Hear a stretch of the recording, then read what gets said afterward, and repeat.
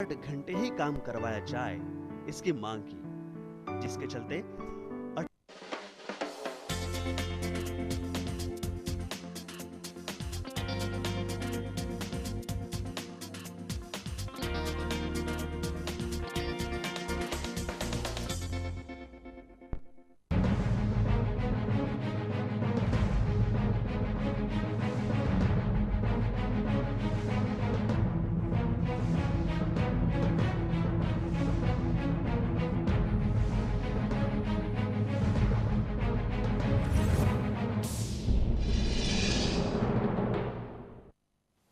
Right, you're watching the Inside Story on Lemon News. That's right, Channel Lemon News. That's the name of the channel. My name is Rajiv Kumar Bajaj. And today, as promised yesterday, we're going to talk about cluster development. That's right. Cluster development के बारे में हम लोग बात करेंगे और आपके पास अगर कोई सवाल हैं, आपके पास अगर कोई आपके जहन में कोई क्वेरी है, अगर आपकी खुद की कोई समस्या है रीडेवलपमेंट को लेकर के, क्लस्टर डेवलपमेंट को लेकर के, अगर आप किसी जर्जर इमारत में रहते हैं, आपको लगता है कि आपकी जो समस्या है उसका समाधान नहीं हो रहा, आप ज़रूर हमें ईमेल करें. The email address, of course, is insidestory@lemonnews.com. That's insidestory@lemonnews.com. We will, of course, have Nawab Malik, former housing minister, with us very, very shortly. We'll also have Mr. Krishna Hegde. In fact, Mr. Krishna Hegde is sitting in the studio with us right now. We'll, of course, show him to you in just a minute. लेकिन उसके पहले आज की खास खबरें देख लें. Let's take a look at the headlines first.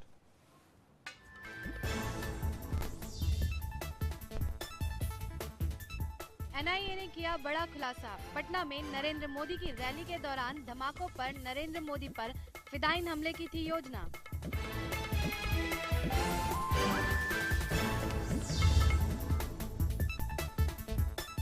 भड़काऊ भाषण देने के मामले में अमित शाह के खिलाफ चार्जशीट कोर्ट ने लौटाई. कोर्ट ने कहा संशोधन के बाद दोबारा फाइल की जाए चार्जशीट.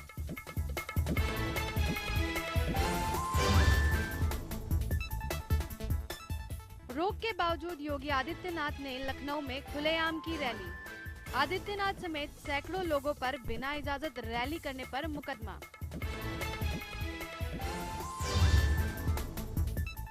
अमेरिकी राष्ट्रपति बराक ओबामा ने आतंकी संगठन आईएसआईएस के खिलाफ भरी हुंकार.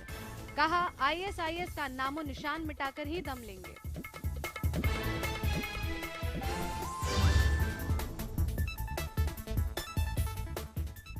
एक बार फिर गूगल में सेन. गूगल ने किया दावा 50 लाख गूगल अकाउंट हुए हैक.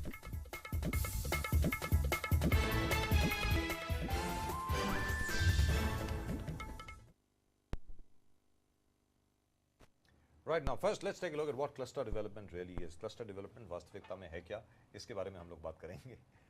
1000 से 1500 ऐसी साइट्स हैं जो आइडेंटिफाई की गई हैं महाराष्ट्र सरकार द्वारा जो क्लस्टर डेवलपमेंट करने लायक हैं. ये क्लस्टर है क्या, मतलब इसमें कितनी बिल्डिंग्स आनी चाहिए, कितना बड़ा एरिया होना चाहिए, 50 बिल्डिंग होनी चाहिए, 100 बिल्डिंग होनी चाहिए, इससे लोगों को फ़ायदा क्या होगा. फ़ायदा तो होगा और इसके बारे में कोई 10 के 15 साल से बखूबी बात हो रही है. हम लोग भी इसके बारे में बात कर रहे हैं बार बार. We have talked about it so many times and of course you know that we were also involved in the so-called makeover of Mumbai, if you remember, the renovation of Mumbai, the resurrection of Mumbai Federation, the ROMF, we were all involved in that.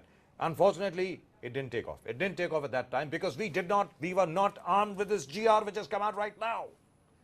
My only objection to this GR which has come out now with regard to cluster development is, why has it come out so late? Why didn't it come out earlier? अगर यही चीज मान लीजिए 2 साल पहले हो जाती तो आज की तारीख में मुंबई की शक्ल अलग होती, मुंबई का कायाकल्प हो चुका होता और उसके अलावा मुझे ऐसा लगता है कांग्रेस एनसीपी की पॉलिटिकल फॉर्च्यून्स का भी कायाकल्प हो चुका होता. मुझे ऐसा लगता है. कृष्णा हेगड़े जी may or may not agree with me, I don't know. Thank you so much for coming on the show, Krishna. So nice of you. And can you speak a bit louder? You're speaking too slow. You can look at that camera right there in front of you. Take a look at that camera. Very quickly, one sentence before we go across and tell people what cluster development really is. In your opinion, do you think this is too little, too late by your government? Or was there no way that you could have come out with this 2 years earlier? No, I don't think so. I think that better late than never, and it's a very welcome move. So in effect, what you're really saying is that it's late, right? Isn't that what you're See, saying? there are a lot of options. You know, when I was a member of the Mumbai Housing Board, Yes. there was a issue of taking premiums and then giving. I tell you what, we'll discuss that in just a minute. Just hang on a minute. I think we've got our former Housing Minister Nawab Malik with us on the line. Krishna Hegde will of course remain with us.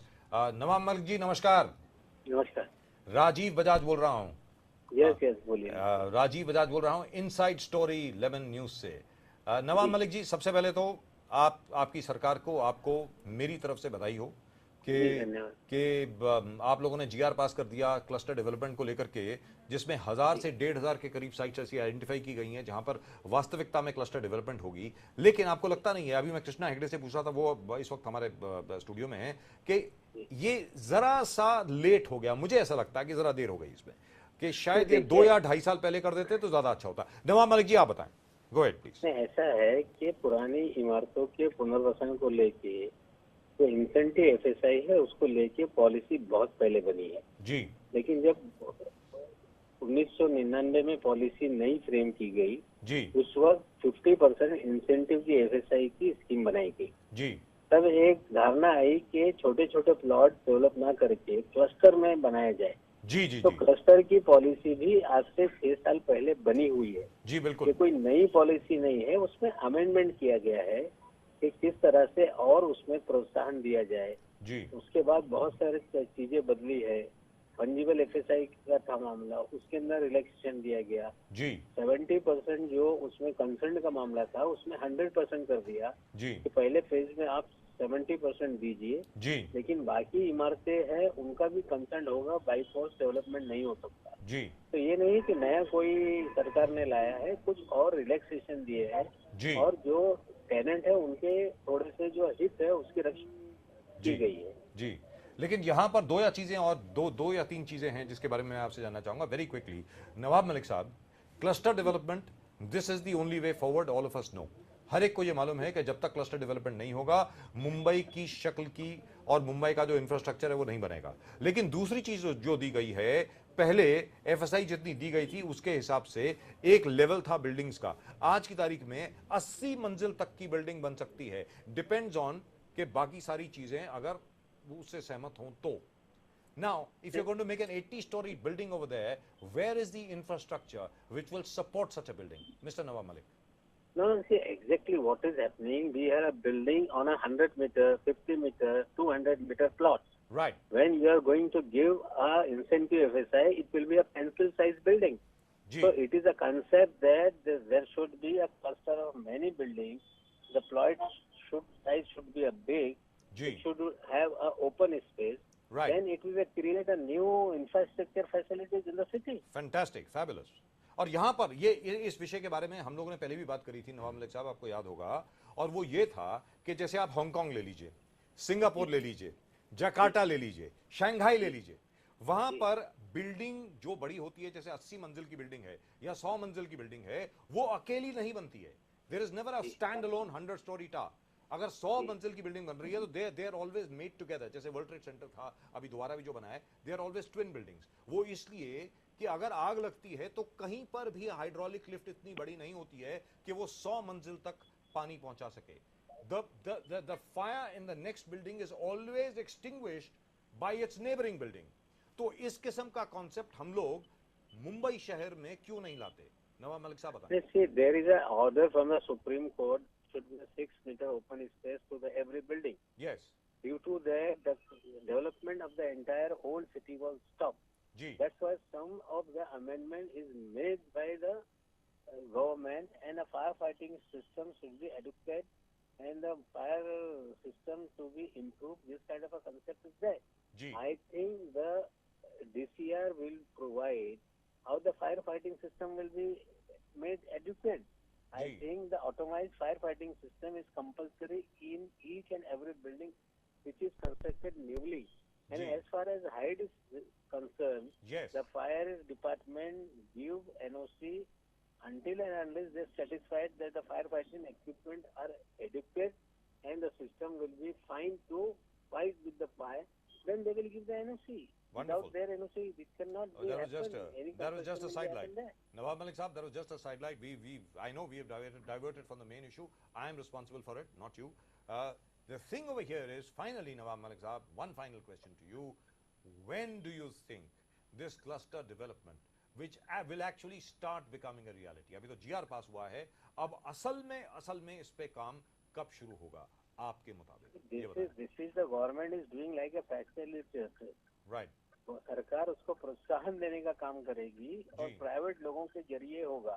Ji. Tenant, विकासक और मालिक जब तक साथ में नहीं आएंगे जी। किसी भी विकास की संभावना नहीं हो सकती। इस तरह दुरुस्त का बात। ये पूरा मैकेनिज्म है। बिल्कुल हमें लगता है कि किराएदारों को अच्छे मकान मिलेंगे, जी मालिकों को कीमत उनकी अच्छी मिलेगी और जो विकासक होगा वो पैसा खर्च करेगा, जी उसे इनकम होगी। तो ये इस तरह की सिचुएशन बनेगी तो निश्चित रूप से मुंबई का चेहरा बदलेगा। जी। और कांग्रेस एनसीपी को शायद इसका असेंबली इलेक्शन में शायद फायदा भी होगा, हो सकता है। मतलब आपकी क्या राय है इसके बारे में? क्या आपको इसका फायदा मिलेगा राजनीतिक तौर पर? ये बताएं। Yes, can you hear me mister Malik? Can you hear me? निश्चित रूप से देखिए, ऐसा है कोई भी सरकारें है जनहित का फैसला लेती हैं जी और जब जनहित के फैसले होते हैं तो जनता को लगता है कि हमारा हित है। तो जो लोग जनहित के फैसले लेंगे निश्चित रूप से राजनीतिक रूप से लोग उनके साथ रहते हैं जी। और जब लोग साथ में रहेंगे तो निश्चित रूप से चुनाव में उसका फायदा होगा। दुरुस्त बात, बिल्कुल दुरुस्त बात है। Thank you so much mister Malik. Mister Nawab Malik, thank you very much talking to us. Right, and at the moment with us we've got Krishna Hegde. Right, Krishna, you were saying something. You were saying something about the fact that when you were a member of the housing board, you were about to tell us something about it. Now go ahead. Yeah, when we were in the housing board, MADA used to charge a premium. Right. But after that, some decision was taken where the premium was cancelled and they said that you have to take housing stock. Right. Housing stock was taken for people living in the economically weaker section and LIG. But somewhere because of that, the redevelopment process got slow. G. Similarly, the same problem came in the cluster development as well. For plots over 4,000 square meters, when the developer or the builder had to give 20% of the housing stock for economically weaker section, Right. there was one resistance from the existing society members. Secondly, the project was not viable, and lot of these cluster development projects which were there came to a standstill. Many of the developers approached court and they have still moved court, but as we see that the Honorable Chief Minister has asked the authorities and the GR has been removed to this effect, so now it will give relief to around 16,000 buildings in Mumbai, and like you said, over 1,500 odd plots which have been earmarked for cluster development. All these people, lakhs of people will benefit from the same, and I think this is a very welcome move. And like Commissioner Nawab Malik has said, that there have been amendments in the cluster development, and it is for the beneficial of the residents, the tenants, and also the owners. It's And most obviously importantly, the owners as well, because after all, the buildings are in a very, very bad state. Yeah. And at the end of the day, you got to, But the only thing which the GR which has come right now, the fact remains that 2 years ago the policy was more or less finalized. 2 साल पहले policy तकरीबन finalized हो चुकी थी, लेकिन 2 साल लग गए इसको GR में तब्दील करने के लिए। उसमें ठीक है, मैं मानता हूँ आदरणीय उच्चतम न्यायालय के भी ऑर्डर थे, काफ़ी लोग इसमें कोर्ट में भी गए वगैरह वगैरह, but still it's a first step, and I think the policy still needs to be revised and tweaked a little bit. We'll have Krishna Hegde remaining with us, and of course later on in the show we'll also have Dr. Chandrasekhar Prabhu. He has his own views on where the government is going wrong as far as cluster development is concerned. We'll present that to you as well. But before that, let's take a look at what cluster development really is. कि वास्तविकता में cluster development है क्या, किस तरीके से होती है, कौन-कौन entitled है, और उससे मुंबई शहर के नागरिकों को असल में क्या फायदा मिलने वाला है. We'll take a look at that. But in the meantime, do send in your emails on insidestory@lemonnews.com. That is our email address, which is insidestory@lemonnews.com.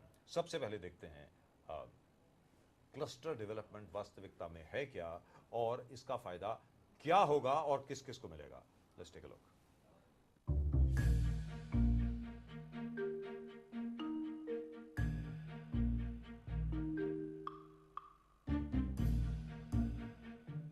Maharashtra में विधानसभा चुनावों की आहट शुरू हो गई है, तो वहीं राज्य की सरकार अपने विकास कार्यों की फेहरिस्त बढ़ाने में लग गई है.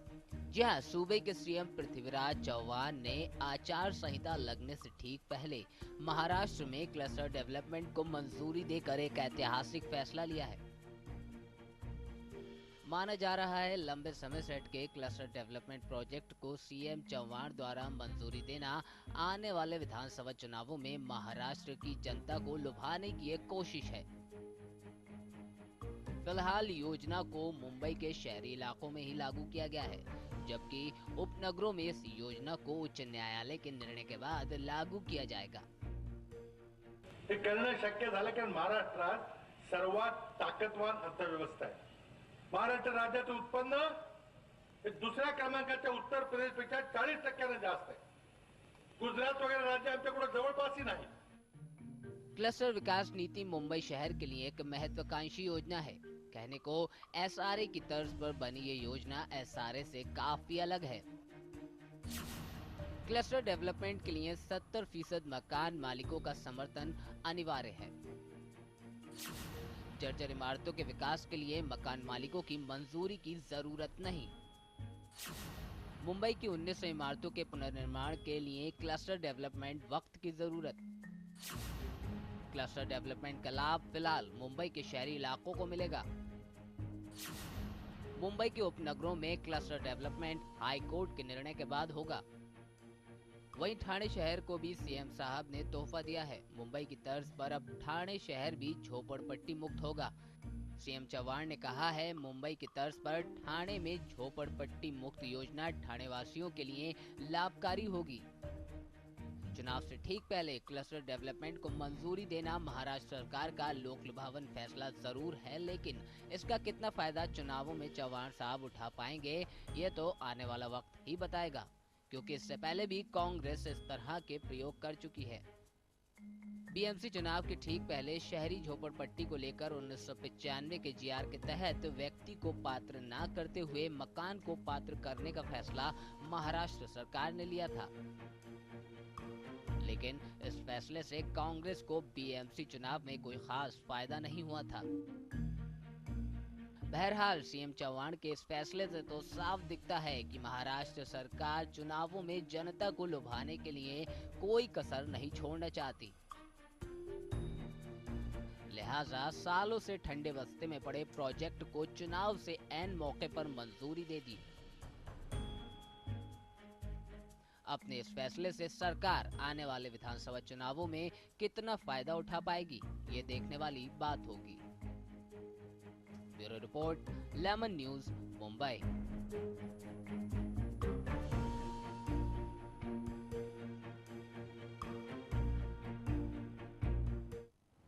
So why is cluster development there only in South Mumbai? Why is South Mumbai being pampered again?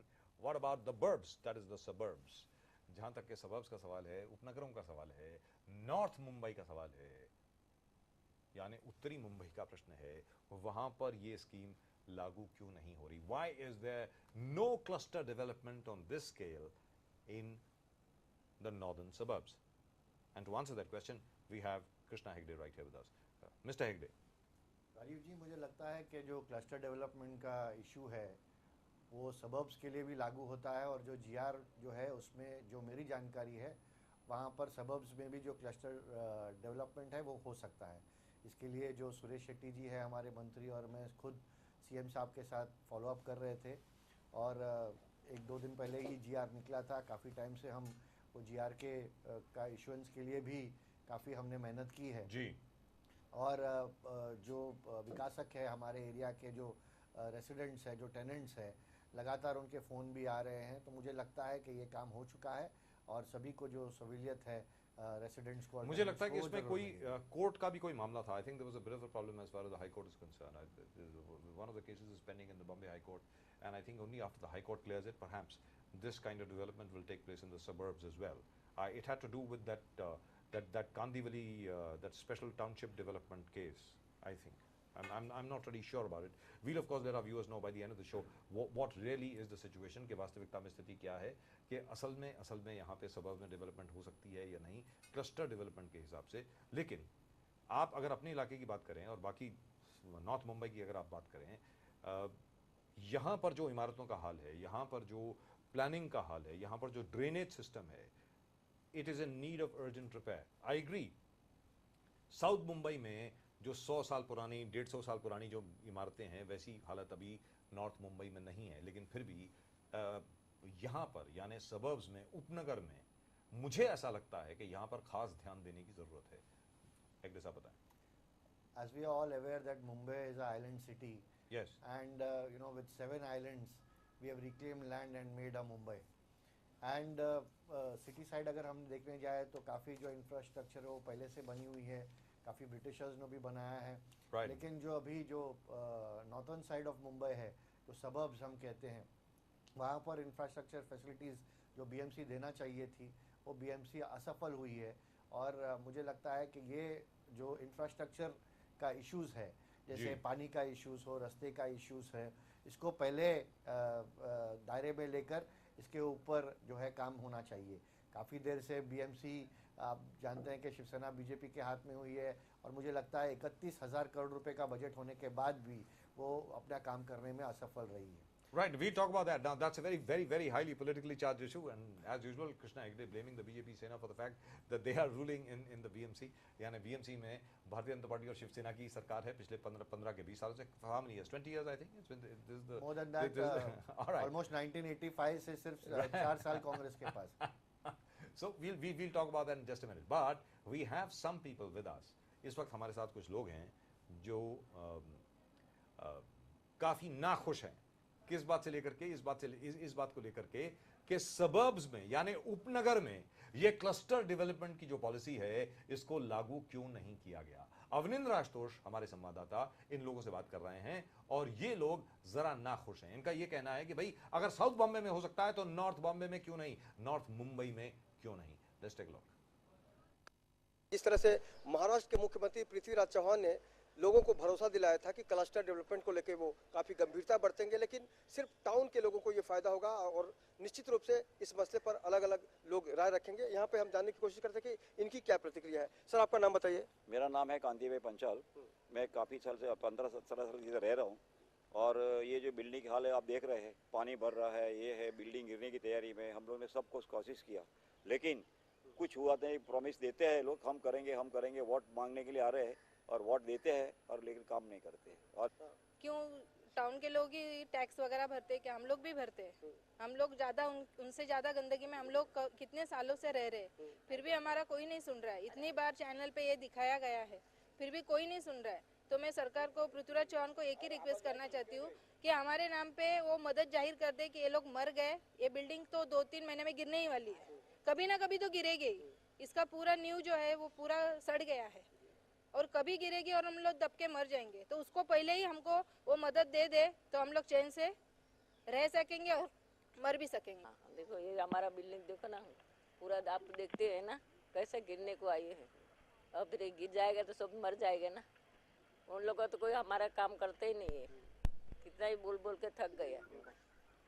तो इस बार टायरे भी आए, इस बार टायरे भी आके गया, वो भी देख के गए, बहुत से लोग आके इधर गए पर कुछ हो रहा नहीं अभी देखो। क्योंकि अभी हम लोग कब से कितने साल से गंदगी में रह रहे, हम लोग को इंतजार है कि कभी हो रहा है तो, लेकिन नहीं हो पा रहा है। इंतहा हो गई इंतजार की, आई ना कुछ खबर रीडेवलपमेंट की। आपका नाम बताइए। विशाखा पंचाल। आप किस तरह से देखते हैं टाउन की जो सारी पुरानी बिल्डिंगें हैं जर्जर स्थिति में जो है उनको नए तरीके से बनाया जाएगा, इसको आप किस तरह से देखती हैं? मैं तो यही सोचती हूँ कि जल्द से जल्द हमारी बिल्डिंग भी ऐसी बने। इतनी गंदगी हो गई है कि नीचे पैर रखने के लिए भी प्रॉब्लम होती है, सारे मच्छर वगैरह सब बहुत सारा प्रॉब्लम हो रहा है। तो गवर्नमेंट से इतना ही है कि जितना जल्दी हो सके उतना जल्दी हमारी भी प्रॉब्लम्स को देखे और जल्दी से ये बिल्डिंग के लिए कुछ करे। ये भावना है आम आदमी की, जो हर कोई चाहता है कि उनकी बिल्डिंग के साथ भी न्याय हो। सर, आप पूरी समस्या को किस तरह से देखते हैं, क्योंकि सीएम साहब ने टाउन में परमिशन दे दी है? देखो, महाराष्ट्र शासन का विकास नियंत्रण नियमावली 33.5 में जो उन लोगों ने सुधार लिया, ये सिर्फ इन लोगों को इलेक्शन सामने रख के बिल्डर लॉबी से पैसा लेने का और चुनाव खर्चा निकलने का ये तरीका है। आपको लगता है कि इसमें मतलब पॉलिटिक्स हो रही है, सरकार अपने फायदे के लिए हाँ, इसी में तो सारा नजर दिखता है, पॉलिटिक्स दिखता है। क्योंकि इतना दिन मोर्चा निकाले, पूरा पार्टी निकाला कि जो बिल्डिंग के हद से हो गए, उस टाइम उन्होंने कुछ रिजल्ट नहीं दिया। अभी दिसंबर 2013 में इन्होंने डिक्लेयर किया कि क्लस्टर योजना लागू होने का है, ठाणा में होना है, मुंबई में होना है। अब मुंबई में मुझे मालूम है कि मुंबई टाउन क्या है और उपनगर क्या है। टाउन में भी टैक्स होता है और उपनगर में भी टैक्स होता है, लेकिन उपनगर में प्लेस जगह ज़्यादा है और टाउन में कम है। टाउन में बिल्डिंग छोटी है, लोग छोटे कम है करके उधर बड़े बड़े 50-50, 100-100 माले की बिल्डिंग बन सकती है। यानी वहाँ पे पॉलिटिकल इलेक्शन के लिए उनको बिल्डर लॉबी से करोड़ों रुपए का निधि मिलेगा। उपनगर में वैसा नहीं। उपनगर में क्या है, अभी हमारी ये बिल्डिंग है 118 लोगों की है, हमारे पास 1670 स्क्वायर मीटर एरिया है। वही बम्बई में अगर एरिया 4000 स्क्वायर मीटर है और उसमें समझो 30 मेंबर रहते हैं, तो उसमें 50 माले का टावर खड़ा रहेगा, तो काफ़ी उनको पैसा की आमदनी हो जाएगी। यही पृथ्वीराज चौहान साहब ने अगर 2013 में 2000 में ये नियमावली 33 में बदलाव लाया, उसी टाइम अगर इनको लागू हो जाता, उसी टाइम अगर GR निकलता था, तो ये जो हमारी महिला की समस्या है, जो हमारी बिल्डिंग की समस्या है, अगर हम आप बिल्डिंग को आप कैमरे के ये करेंगे तो आप इसका पूरा स्ट्रक्चर, उसका कॉलम, उसका बीम, उसका नीचे का जमीन में पानी, उसका ये अपने हमारे कैमरामैन आनंद जो है, आनंद वर्मा, एक बार दिखाने की कोशिश करें कि मुंबई के उपनगर में इस तरह की इमारत में अगर कोई रहता है तो कहीं ना कहीं से एक सवाल ये उठता है कि सरकार ने जो नीति अपनाई है उसमें इनके साथ भेदभाव क्यों। सर आप बताइए, आप किस तरह से देखते हैं इस पूरे फैसले में? तो 12 साल हो गए ये बिल्डिंग में रहता है। ये 12 साल में अभी बोल रहा है अभी आज तोड़ेगा, कल तोड़ेगा, डेमोलिशन होएगा, ऐसा रिडेवलपमेंट होता है करेगा। अभी ये जो सीएम साहब का फैसला है, आपको लगता है इसमें आगे इलेक्शन वगैरह को देखते हुए? इलेक्शन है, इसके लिए आज तो कल डिक्लेयर किया ऐसा कुछ करने वाला है। वो तो बहुत साल से ऐसा सुन रहे हैं। अभी पृथ्वीराज चौहान होने दो, कोई भी होने दो, अभी तो अपना काम होने मन रहा है बस। ये पॉलिटिक्स का बात नहीं है। ये तो बच्चा लोग का, मेरा 12 साल है, मैं इधर ही रहता है। बच्चा लोग को बीमार हो गया, कुछ भी हो गया, कौन जिम्मेदार है? ये बिल्डिंग कभी गिरेगा कुछ बोल नहीं सकते। मैडम बोला 3 साल का भी गारंटी नहीं है, कभी भी गिर सकता है।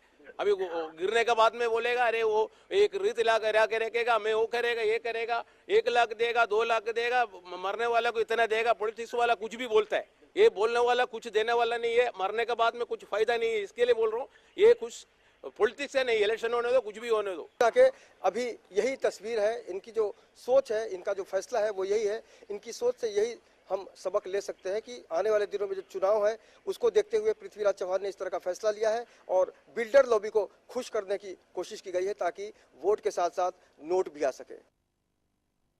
वोट के साथ साथ नोट भी मिल सकें, ये पृथ्वीराज चौहान जी की कोशिश है, ऐसा कुछ लोगों का कहना है। चांदीवली के कुछ लोग थे जो आपके सामने थे जिन्होंने ये बात कही, और उन्होंने भी इस बात का इजहार किया कि भाई यही चीज़ 2 साल पहले क्यों नहीं की गई। Why wasn't it done 2 years earlier? But that's with regard to cluster development. As far as redevelopment is concerned, I don't think there's a problem with regard to redevelopment. Now we'll have Dr. Ramesh Prabhu with us. I think we've just lost him. Dr. Prabhu, can you hear me? We'll get back to him. I think he was holding on for a very, very long time. So as a result of which, we've just lost him. And we'll get to him in just a minute. We'll get to him in just a minute. But in the meantime, Krishna Hegde is still with us.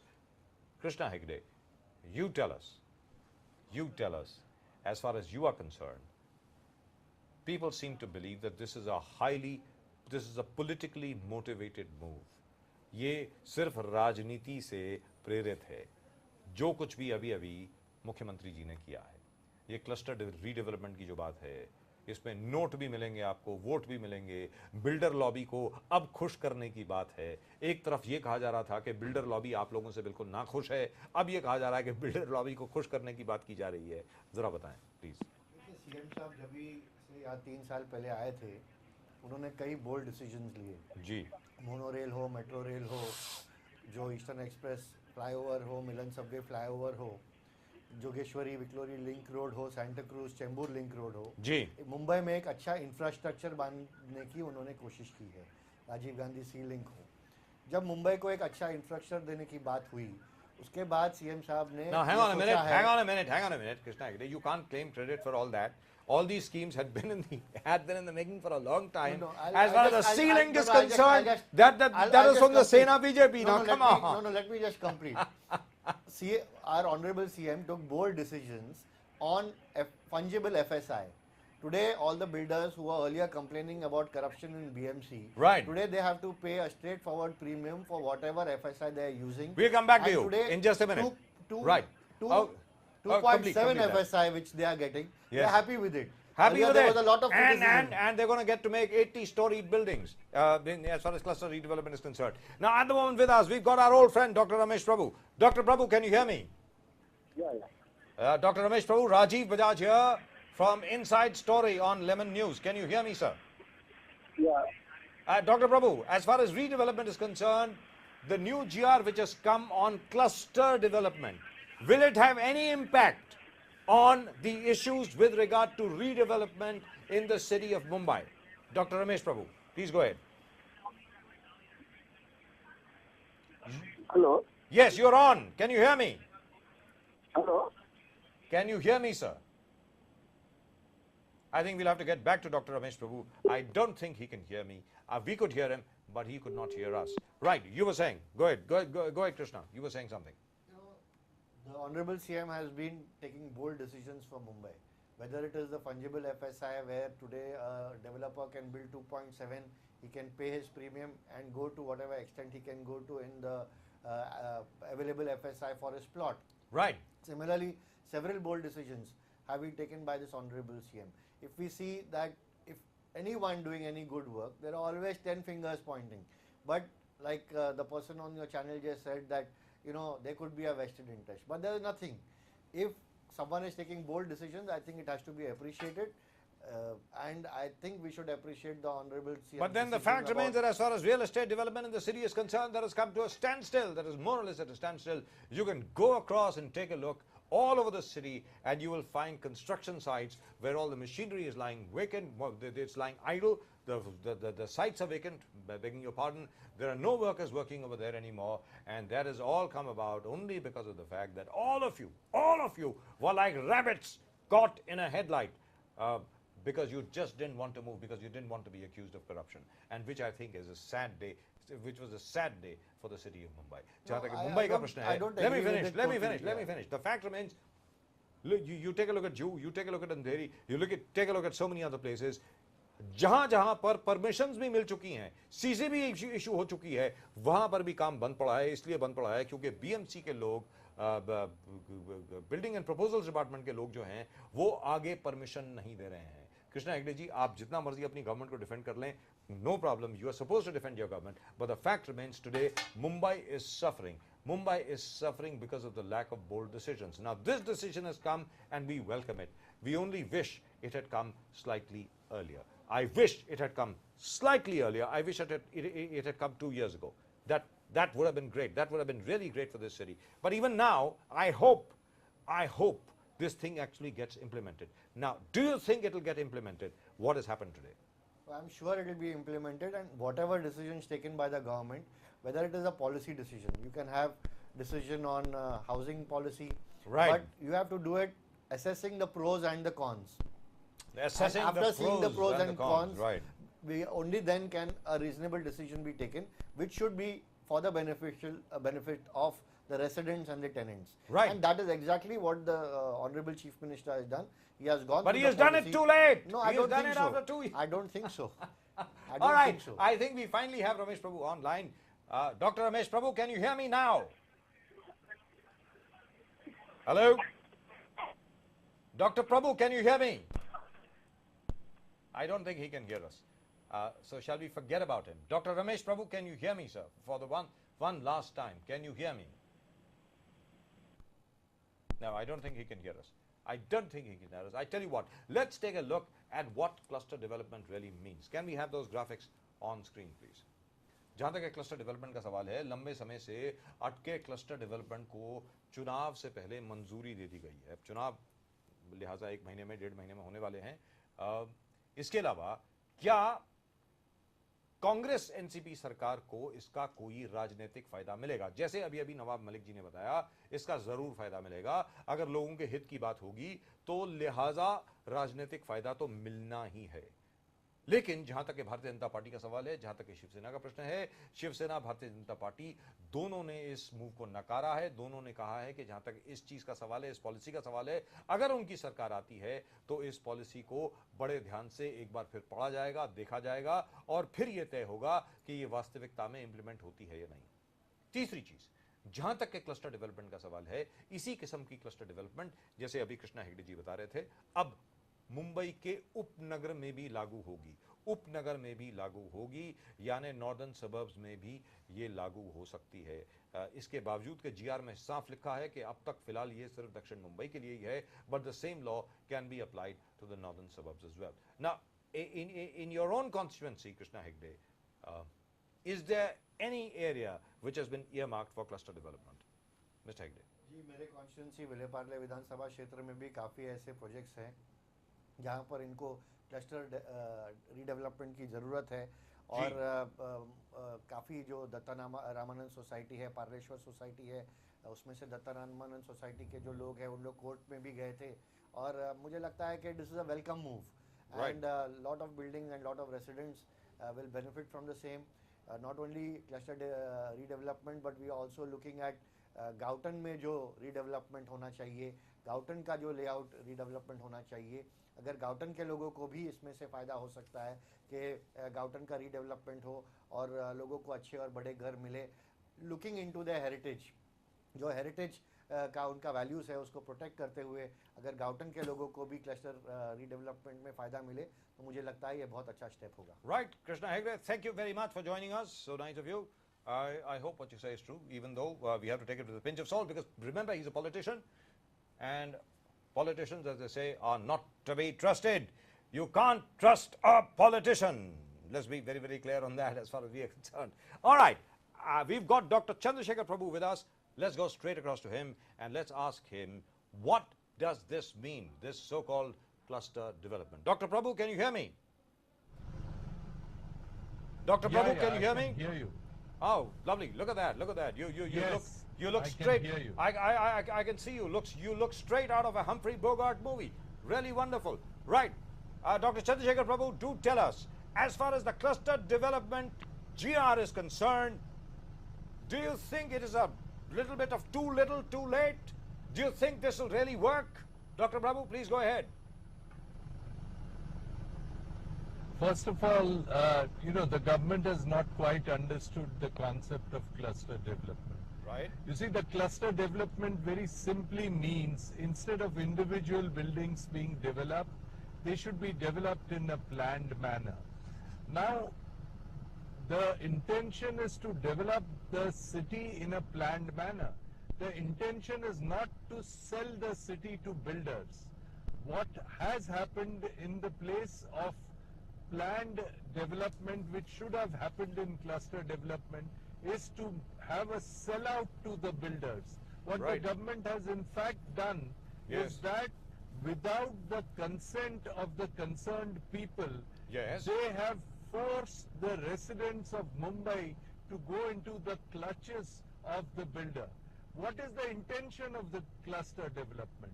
The Right. intention of the cluster development is that the old and dilapidated buildings of the island city of Mumbai Yes. need redevelopment. Right. And the redevelopment is for whom? It's for the tenants. Right. But here the tenants are not considered. The builder just has to purchase 5 buildings, 10 buildings or 20 buildings. As long as the 20 buildings collectively put together form 4,000 square meters, Yes. he can go ahead with the development irrespective of whether all the members of the tenants in those specific buildings Yes. are approving it or not. Right. So the contention of approval is not there. This is a scheme which is meant for the development of the builders and not the redevelopment for the genuine tenants. Right, It Dr. will Chandrasekhar result Prabhu. in Dr. the Prabhu. builders- Just to take it Yeah. up from where you have said. Yeah. So this means now, up till now, Mr. Prithviraj Chavan had been criticized for the fact that he had come down very, very heavily on the builders' lobby. And the entire builders' lobby was working against him. Now, is this the lottery ticket that he is handing out, or a promissory note that he is handing out to the builders, telling them that, hey, listen, we have come out with this GR, you better cough up now so that we can win the elections and implement this policy so that you can have your cake? Is that what he's saying, Dr. Prabhu? this entire GR that has come in favor of cluster development is indeed a sellout to the builders. Right. Complete sellout to the builders. Whatever builders wanted in the name of cluster development, the government seems to have included that in the GR. That's right. I'm not at all convinced that by this GR, the city's old and dilapidated buildings will ever be redeveloped. Yes. What was required was a systematic development of the city by having a proper, instead of, I was the one who criticized the singular buildings coming up one next to the other, 30-storied, 40-storied, 50-storied buildings, without any relationship with each other, wherein from one building a person can look into the bedroom of the other building. So we demanded that there should be planned development, but not in this manner. This is a manner wherein it's only the builders who can do it. We had demanded that if the residents of these buildings, along with the owners of these buildings, come together in a joint venture arrangement, then the city can be developed in a well-planned manner. I remember that. Instead of developing the city in a well-planned manner, this appears to be a total sellout to the builders, which is not going to benefit the city, not going to benefit the tenants. It will only benefit the developers. Dr. Chandrasekhar Prabhu, Dr. Prabhu, the other thing which is somewhat alarming, in my opinion, I may be wrong, but this is somewhat alarming. The alarming thing is that now builders have permission for an 80-storied building. Can you hear me, sir? Can you hear me?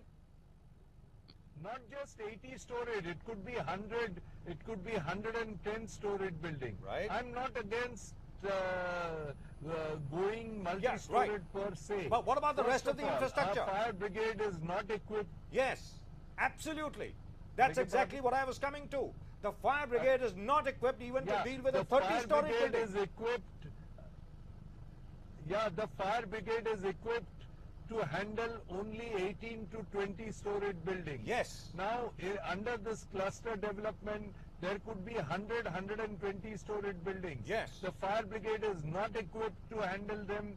It has not been done. It is just bowing to the mercy of the developers and not paying attention to the genuine needs of the residents of Mumbai and the tenants of Mumbai, which is totally a sellout to the builders. Right. Now over here, the other thing, Dr. Prabhu, it is not just a question of the fire brigade.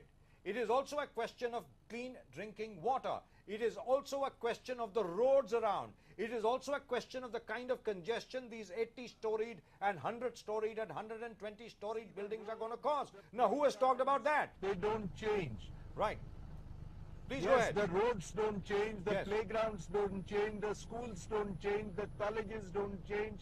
You only load one city above the other without considering planned development. Yes. What should have been done is the entire southern part of Mumbai, which Yes. has 19,800 buildings, Yes. should have been planned. There should have been a master plan for the whole area. And Yes. it is only after the master plan is approved by the tenants of Mumbai that redevelopment should have permitted.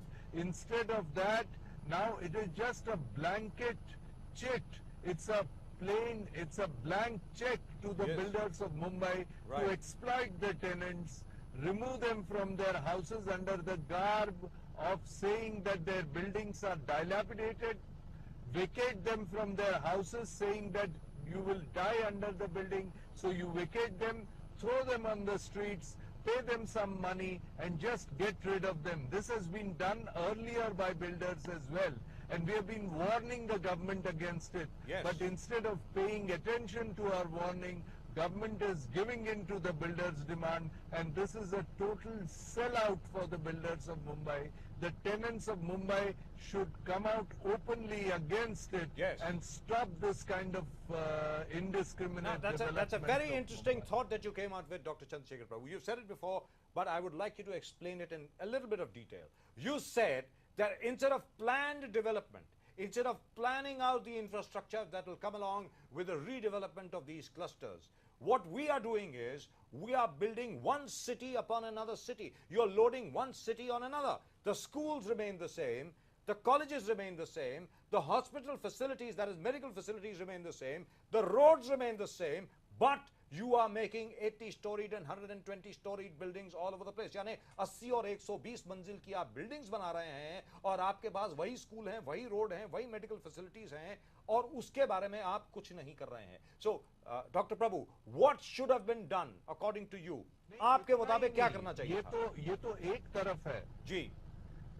इसमें बिल्कुल साफ बात है कि शहर में एक एक बिल्डिंग की अगर मरम्मत की जाए या उसके जगह में रीडेवलपमेंट की जाए तो बिल्कुल पेंसिल की तरह एक एक बिल्डिंग आ जाते हैं. इसके लिए हमारा ख्याल ये था कि पूरे शहर का मास्टर प्लान बने और मास्टर प्लान में शहर को बदलने में किसके लिए आप ये कर रहे हैं रीडेवलपमेंट? हमारे हिसाब से रीडेवलपमेंट उन लोगों के लिए कर रहे हैं जो शहर में रह रहे हैं, उनके लिए नहीं जो इसमें से करोड़ों रुपया कमा के भाग जाने वाले हैं. जो रहते हैं उनकी सलाह नहीं लेते हैं.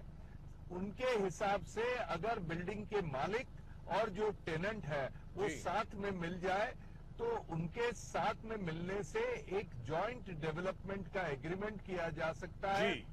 ऐसे जितने भी बिल्डिंगें जॉइंट डेवलपमेंट में आ सकती हैं उन बिल्डिंगों के लिए एक मास्टर प्लान बनाया जा सकता है और इस मास्टर प्लान के तहत इस शहर को एक एक हिस्से में बांटकर उसको सही हिसाब से रीडेवलपमेंट किया जा सकता है. ऐसा किया जा सकता था, ऐसा कर भी सकते थे, लेकिन इनको वो करना नहीं है.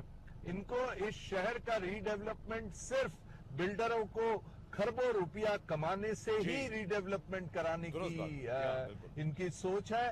ये इस सोच से बिल्डर ये करेगा कि ये लोगों को घर नहीं देंगे, पैसा देके भगा देंगे और इस शहर को पूरा कमर्शियल कर देंगे और कमर्शियलाइजेशन करके इंटरनेशनल जो मल्टीनेशनल कंपनीज है, एमएनसीज है, उनको ये शहर बेच देंगे. इस शहर में रहने वाला जो गरीब आदमी है, जो मध्यम वर्गीय आदमी है, वो जो सिंगल रूम में रहता है, डबल रूम में रहता है, उसको उस घर से बाहर निकालने की ये पूरी तरह से साजिश है, ऐसा मैं मानता हूँ. यानी डॉक्टर चंद्रशेखर प्रभु आप ये कहना चाह रहे हैं कि मुंबई को दुबई में तब्दील करने की ये साजिश है.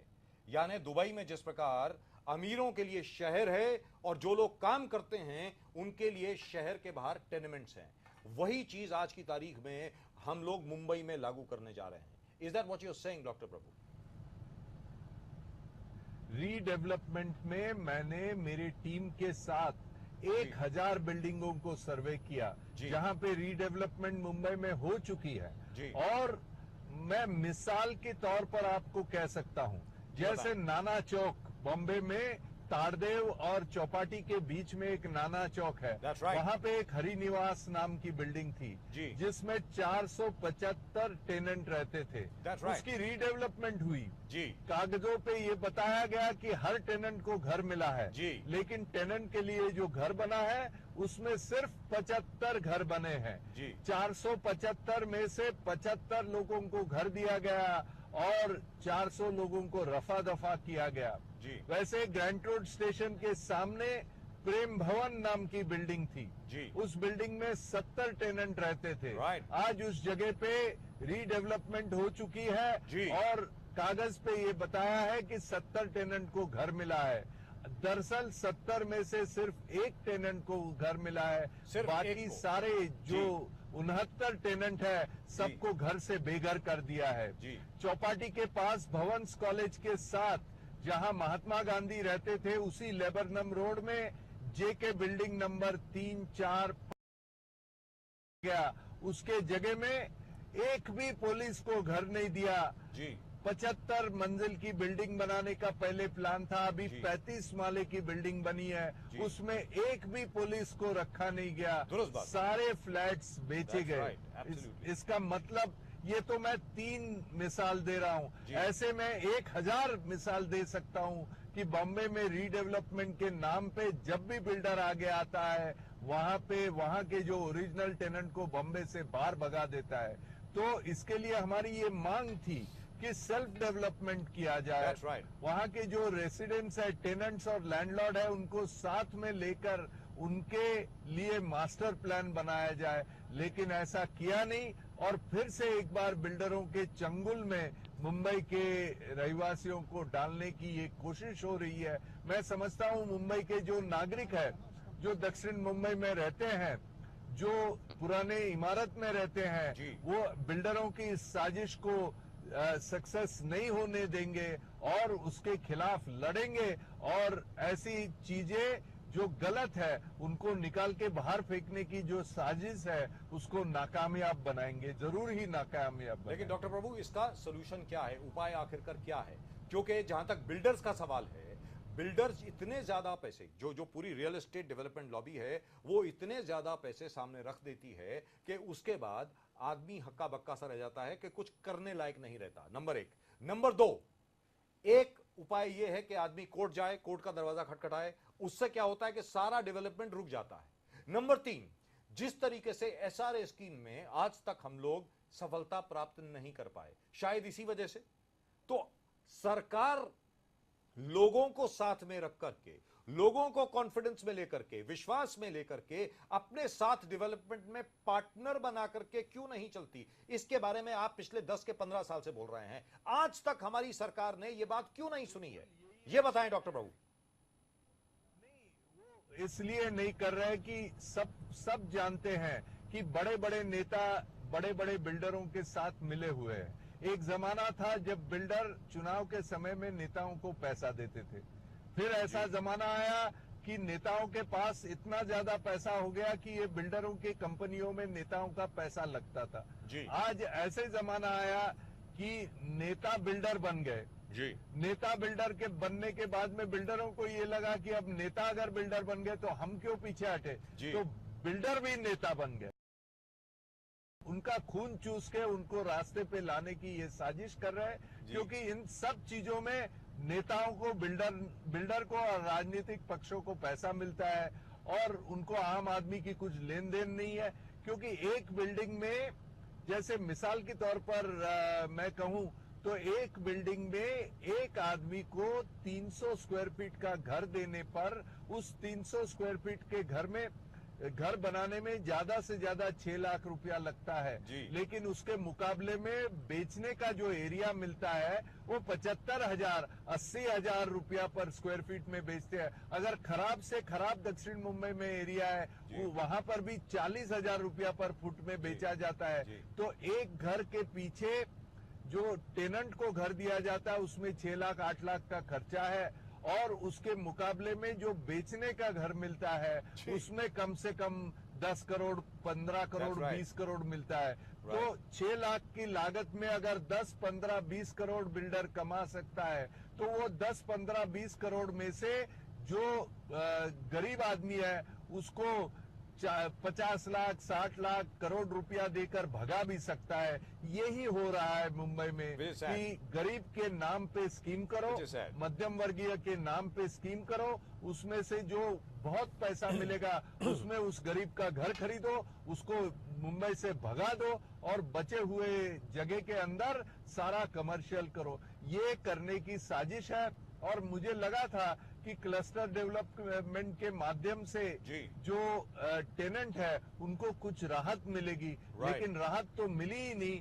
बिल्डरों की योजना को और बहुत ही जोरदार तरीके से आगे बढ़ाने की ये कोशिश की है और चुनाव अब 1 महीने पर है। मैं समझता हूँ इतने जल्दबाजी करके इसको मंजूर करने की जरूरत क्या थी?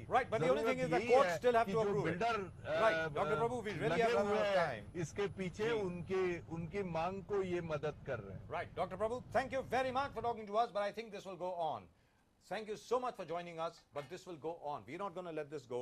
We will try and look for some rationale. We will try and look for something where everybody gets involved in every way possible. And that, of course, is Dr. Chandrasekhar Prabhu. Thank you so much. Right. You heard him? You heard him. And what did he say?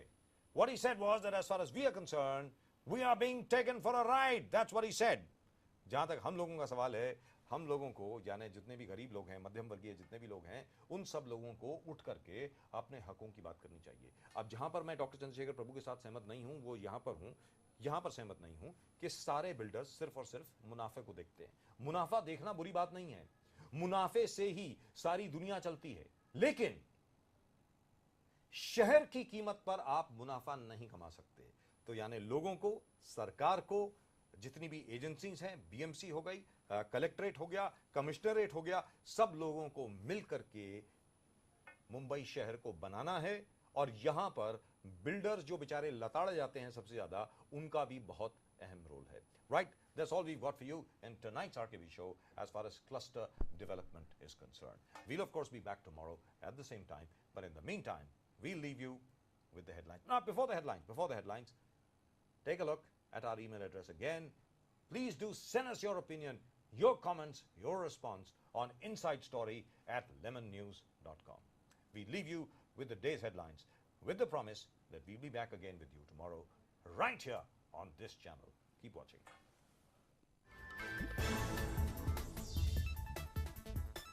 Gujarat के भुज में सीमा सुरक्षा का जायजा लेने पहुंचे गृह मंत्री राजनाथ सिंह ने सेना के जवानों से बंधवाए जूते। इससे पहले गृह मंत्री ने लिया सीमा सुरक्षा का जायजा। महाराष्ट्र में सीएम चौहान को सेफ सीट की तलाश। सूत्रों की खबर, पार्टी नहीं चाहती सीएम चुनाव हारे या चुनाव लड़ने से करे मना।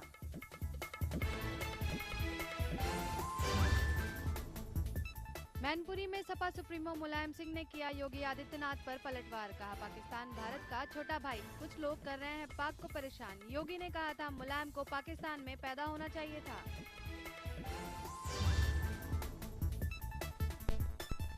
दिल्ली की पूर्व सीएम शीला दीक्षित का बड़ा बयान।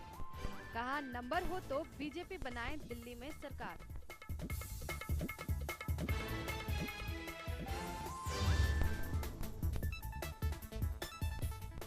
कश्मीर में अभी फंसे 5 लाख लोग। उतर रहा है पानी, लेकिन लोगों का गुस्सा बढ़ा। बचाव कार्य जारी।